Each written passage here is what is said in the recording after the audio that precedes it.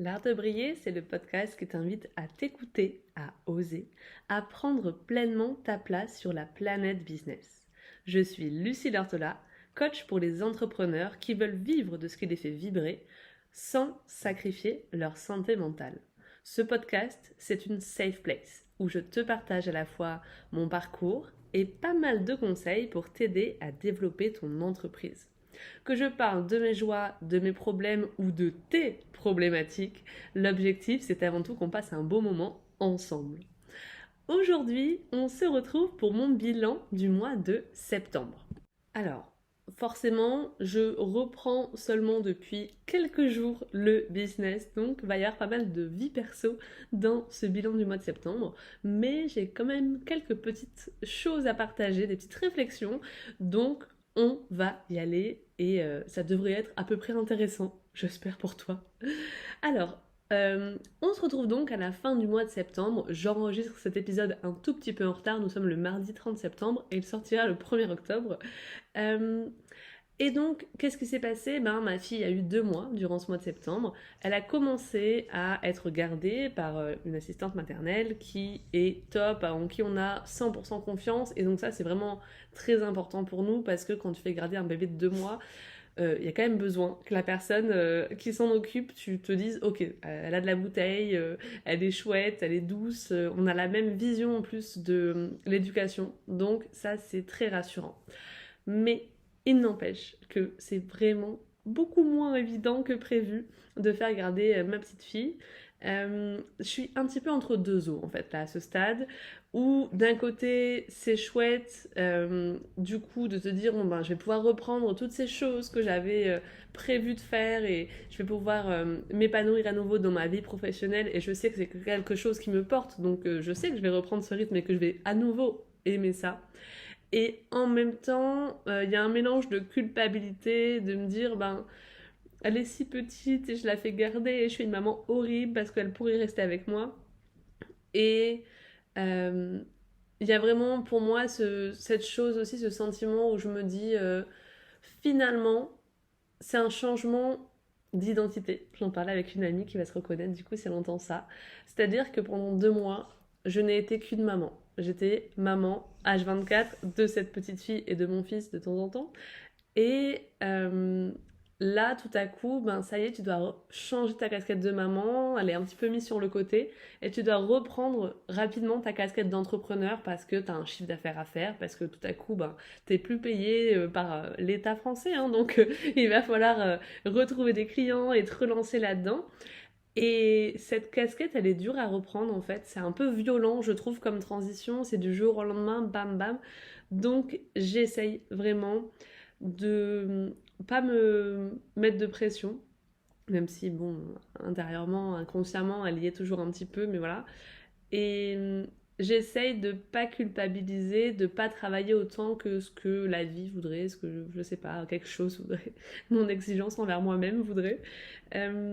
Finalement, là, ces prochaines semaines, ben, je vais faire tout sauf travailler, ces prochains jours en tout cas, parce que je fais finalement, vu que je me dis d'un coup j'ai du temps, j'ai pas un bébé dans les pattes, entre guillemets, hein, voilà.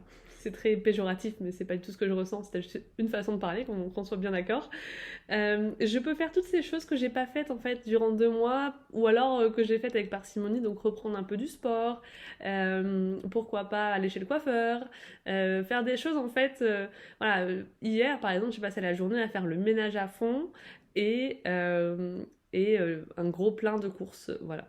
Je me suis dit, bah oui, j'ai le temps, j'ai l'occasion, je vais pouvoir ranger les courses et les sortir de ma voiture sans me dire, ok, le bébé, comment je fais, la poussette, le machin. Donc je fais ça. Et en fait, après, je me suis dit, ouais, mais en fait, là, t'as fait garder ta fille pour faire un truc que t'aurais pu faire avec elle et t'as pas travaillé et donc ta culpabilité arrive.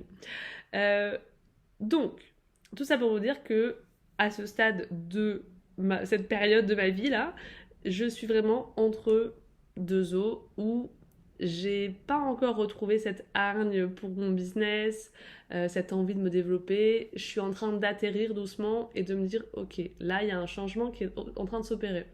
Et mine de rien, j'en discutais hier avec mon conjoint, il y a eu beaucoup de changements de rythme depuis 2 mois. On est passé de parfois que tous les deux, une semaine sur deux, du coup mon fils est chez son papa, donc on est que tous les deux avec mon conjoint. Du coup d'un coup, hop, tu fais intégrer un autre élément, un petit bébé à cette vie. Tout est nouveau, donc il faut trouver un rythme par rapport à ça. Puis il y a eu la rentrée des classes, donc là on a trouvé encore un rythme avec mon conjoint qui reprend le travail, mon fils qui va à l'école, donc comment on s'organise le matin, les soirs, comment on fait par rapport à tout ce que ça implique. Et là maintenant, depuis du coup une semaine, on a ce nouveau rythme de aller la déposer chez la nounou, revenir la chercher. Et ça aussi, voilà. En fait, ce rythme ne fait que changer. Et cette nouvelle vie là nous amène énormément de charge mentale. J'ai l'impression vraiment que ma vie est une to-do list de chaque instant. Tout est millimétré, calculé. Voilà, on sait que le matin, tac, je prépare le grand, il prépare la petite. Quand je m'en vais, lui, il est en train de la préparer. Quand je reviens, il s'en va chez la nounou. Je sors le chien, tac, je commence à travailler. Il faut que je prépare le midi, le manger, mais aussi pour lui le lendemain midi, parce que lui, il l'amène son manger. Enfin, bref, en gros, il y a tout un truc à calculer. Ok, est-ce qu'on a fait des courses? Est-ce qu'il y a assez de lait? Est-ce que nous, on a de quoi manger pour ce soir? Est-ce que le petit, il faut l'amener à ses cours de sport, son loisir, etc. Est-ce qu'il y a de la garderie? Est-ce qu'il y a une grève? Est-ce que machin? Bref, vous voyez, ça c'est 5 minutes dans ma tête. C'est voilà, beaucoup plus de charge mentale qu'avant, dans un rythme qui n'est pas encore totalement trouvé. Et donc, là, vraiment, si je suis honnête avec moi-même, ce dont j'ai le plus besoin, c'est de ralentir. C'est d'arrêter de courir. En fait, j'ai l'impression de courir depuis quelques semaines, là. Du moins, le mois de septembre, ça a été un petit peu ça. Et donc, j'ai envie de ralentir. Et aujourd'hui, là, à cet instant, pour moi, ralentir, c'est le côté business et ma vie professionnelle qui passe un petit peu à la trappe. Parce que j'ai du mal. J'ai du mal à m'y remettre. Ça fait plusieurs mois maintenant que je suis arrêtée. Et je travaille, mais avec parcimonie. Et donc, quand on a moins de temps, c'est sympa parce que finalement, ça nous oblige aussi à travailler mieux. Je ne peux pas travailler beaucoup, je ne peux pas travailler longtemps, donc je fais mieux. Je fais du mieux que je peux sur le temps que je travaille. Donc ça va être plutôt de faire des actions stratégiques pour mon entreprise. J'ai par exemple aujourd'hui un appel découverte, donc vraiment quelque chose qui potentiellement va m'apporter vraiment un client ce mois-ci. Et voilà, j'ai pas vraiment repris ma création de contenu sur Instagram, ce n'est pas du tout dans ma tête pour le moment. J'avance sur mon offre, mais je sais, vu que je suis pas encore sûre à 100% de quand la lancer, en fait j'attends d'avoir cette énergie pour lancer une nouvelle offre. Je sais que ça va être énergivore et j'ai besoin de me sentir prête. Donc là pour le moment je ne le suis pas du tout. Je sais pas si je vais la lancer en octobre, ni en novembre, ni voilà. Là, je m'avance plus sur janvier, mais peut-être que finalement, d'ici 3 jours, j'aurai cette énergie de me dire, allez, je fais un lancement le mois prochain. C'est peut-être ok, pour le moment, je ne sais pas. Donc, j'essaye vraiment de renforcer plutôt ce qui a été fait et de faire ce qui m'anime le plus, donc notamment le podcast, que je ne laisserai jamais de côté, je ne vous abandonnerai jamais, d'accord, mes chers auditeurs. Mais ce qui se passe, c'est qu'en plus, le podcast est en train vraiment d'augmenter ses statistiques, j'avais envie de dire exploser, mais soyons honnêtes avec nous-mêmes quand même, hein, il n'est pas en train d'exploser non plus.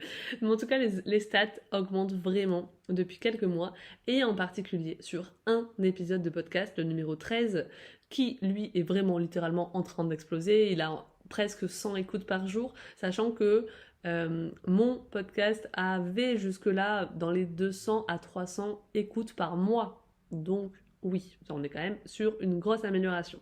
Je sais pas vraiment ce qui s'est passé, j'arrive pas à déterminer d'où ça vient. Ça vient a priori d'un navigateur web pour la plupart d'entre elles, mais je ne sais pas de quel site, de comment ça se passe. Bref, je sais pas pourquoi. En tout cas, ça, c'est le cas. Et donc, je me suis dit, tous ces gens qui m'écoutent tous les jours, je leur propose rien dans cet épisode, c'est juste du papotage. Donc, j'ai mis en place un freebie. J'ai passé une journée à construire ce freebie pour pouvoir amener ces gens vers un tunnel de vente. Et voilà, me dire au moins, je propose quelque chose. Tout le monde n'achètera pas, tout le monde ne va pas être interpellé par cette chose, mais au moins, il y a quelque chose qui se passe et je ne les laisse pas juste avec du contenu gratuit et c'est tout, après on s'arrête là. J'ai aussi rajouté de la preuve sociale sur mon site avec les témoignages de mes clients depuis le début 2025 et voire un petit peu même fin 2024. Parce que pareil, mon site a de plus en plus de visiteurs. Alors c'est pareil, c'est pas la folie, mais en tout cas, il y a quelque chose. Donc je me dis, tiens, je vais améliorer un petit peu. Et c'est vraiment ça dont je vous parlais la dernière fois dans un épisode, c'est comment finalement, au lieu de faire toujours plus, d'aller créer du nouveau contenu, etc., je peux peut-être améliorer d'1% ce qui a déjà été mis en place. Peut-être que ça va être voilà, de créer un freebie et de le proposer dans un épisode qui a déjà été fait il y a des mois de ça. Ça peut être d'améliorer un petit peu le site internet pour que la page qui soit vue, elle donne encore plus confiance, encore plus envie. Voilà, moi en tout cas c'est là-dessus que je suis en ce moment. J'ai pas envie de créer du nouveau contenu. Je pense notamment, par exemple, là je me dis je suis à plus de 100 épisodes de podcast. Tous ces épisodes n'ont pas été écoutés. Il y en a peut-être qui ont été écoutés 8 fois. Et pourtant, ça m'a pris du temps, ça m'a pris de l'énergie. Et quand je les écoute, j'en suis satisfaite. Donc, qu'est-ce que je vais faire de ça? Est-ce que ça peut pas être une base pour créer des posts sur Instagram? Est-ce que ça peut être une base pour créer des articles de blog? Voilà, je suis plus là-dedans aujourd'hui de me dire, ok, j'en ai marre de faire du toujours plus, toujours plus, toujours plus. Parce que, comme je vous le dis, ma vie est une course un petit peu en ce moment. Donc, comment je vais prendre ce qui a déjà été fait pour en faire autre chose? Voilà, j'en suis plus là-dedans. Toujours est-il que, du coup, ce mois-ci, ce que j'ai décidé de faire, enfin plutôt pour le mois d'octobre du coup, parce que là, comme vous le savez, je n'ai pas encore repris, j'ai fait des petites actions dans l'ombre, comme vous l'entendez, mais j'ai pas repris vraiment le coaching, l'accompagnement de mes clients.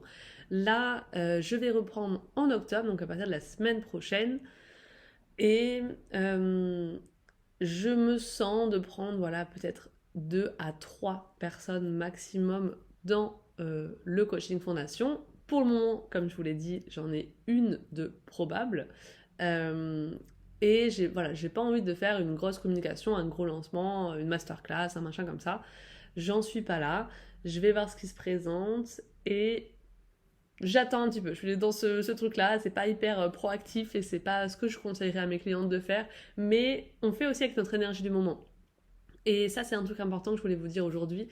Si j'ai créé un programme dont le but est de dire aux entrepreneurs n'allez pas vous cramer, ralentissez le rythme, partez en vacances, il faut aussi que j'incarne ce truc-là. Et là, j'en suis à ce stade de ma vie, au mois de septembre 2025, où en fait, ouais, je ressens le besoin de pas faire, pour pas faire un burn-out, de ralentir les choses, de réfléchir, de prendre le temps de se poser. Et je sais que ces jours-là que je suis en train de passer, où je vais aller chez le coiffeur, où je vais prendre soin de moi et commencer à trouver un peu un rythme, ils sont importants. Ils vont me permettre de me ressourcer pour ensuite poser les choses. Et donc il y a un truc hyper important que j'ai pas encore fait et qui me démange, c'est de poser mes objectifs tout simplement. Qu'est-ce que je veux en fait? Et c'est très paradoxal parce qu'au fond de moi, je pense que je sais ce que je veux. Je pense que je vous en parlais dans l'épisode sur la nouvelle offre que je vais lancer. Aujourd'hui, en fait, je sens que Fondation est une offre très chouette. J'adore, je la connais par cœur, je sais les gens que j'accompagne, je sais ce que je peux leur apporter, donc ça me plaît toujours. Mais d'un côté que j'ai fait une évolution en termes de mindset aujourd'hui, où j'ai plus envie moi-même de jouer petit. J'ai plus envie d'être dans l'ombre. Et donc, euh, j'ai peut-être de plus grandes ambitions qu'avant. J'en parlais d'un côté avec une amie entrepreneur où je lui disais ah purée, toi tu vises l'objectif de faire, je sais plus, 20 000 ou 30 000 de chiffre d'affaires. Et je lui disais, tu en es tout à fait capable, c'est incroyable, vas-y, fonce, c'est sûr que tu vas y arriver. Et là, je me suis arrêtée et je me suis dit, purée, mais en fait, moi, si demain je devais viser 20 000 euros de chiffre d'affaires, je pense pas qu'à moi-même, je me dirais, t'en es tout à fait capable, vas-y, fonce, tu vas y arriver. Et donc, alors qu'avec cette personne, on se ressemble beaucoup, comment est-ce que ça se fait que quand ça touche aux autres, j'arrive à les accompagner, à les tirer vers le haut, à leur dire ouais super tu vas le faire et à croire en eux. Et quand ça me touche moi, j'ai du mal à croire assez en moi pour me dire que j'en suis capable. Ça, c'est voilà, une réflexion que j'ai eue. Et donc je me suis dit que j'ai ce truc-là de me dire ouais je veux viser plus haut, je m'en sens prête. Et d'un côté, il y a deux choses. Il y a une réalité qui fait que je m'auto-sabote et donc par exemple repousser le lancement de cette offre, batailler sur le tarif mais rester sur des tarifs assez bas, euh, c'est une façon pour moi de me saboter même avec cette offre-là.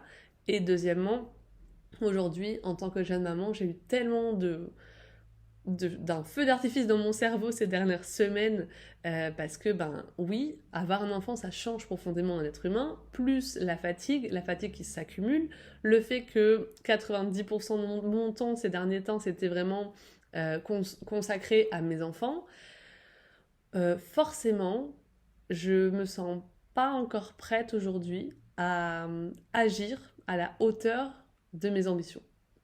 Donc je sais que ça changera, je sais qu'il y a un temps pour tout, et aujourd'hui j'en suis là, encore une fois. Et c'est aussi pour ça d'ailleurs que j'ai pas repris ma communication. C'est parce que j'ai l'impression que je vais être désalignée entre le message que je partage et bah, ce qui se passe réellement dans ma vie et dans mon énergie actuelle.